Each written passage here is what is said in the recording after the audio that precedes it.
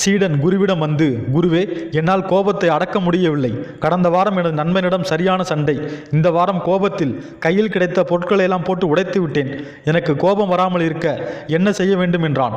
நீ சொல்வதை பார்த்தால் நீ பயங்கரமான கோபக்காரன் போல் தெரிகிறதே என்று ஆச்சரியத்துடன் கேட்டார் குரு. ஆமாம் என்று தலையாட்டினான் சீடன். சரி, அப்படியானால் உனது கோபத்தை என்னிடம் காட்டு பார்க்கலாம் என்று சீடன் கையில் ஒரு பிரம்பை கொடுத்தார் குரு. இப்போது அதை உங்களுக்கு காட்ட முடியாது என்றான் சீடன். எப்போது நான் அதை பார்க்கலாம் என்று கேட்டார் குரு. அது என்னை எறியாமல் திடீரென வரும் என்றான் சீடன். அப்படியானால் இயற்கையிலேயே உன்னிடம் கோபம் இருக்க வாய்ப்பில்லை. நீ பிறக்கும் போதும் அது உன்னுடன் இல்லை. உனது பெற்றோரும் அதை உனக்கு அளிக்கவில்லை.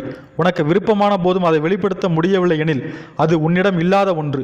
எனவே இனி உன்னிடம் இல்லாத ஒன்றை வெளிப்படுத்தாதே என்றார் குரு. சீடனின் மனம் தெளிந்த நீரோடையாக மாறியது. இயற்கையிலேயே நம்மிடம் இல்லாத குணங்களை வெளிப்படுத்தினால் துன்பம்தான் விளையும்.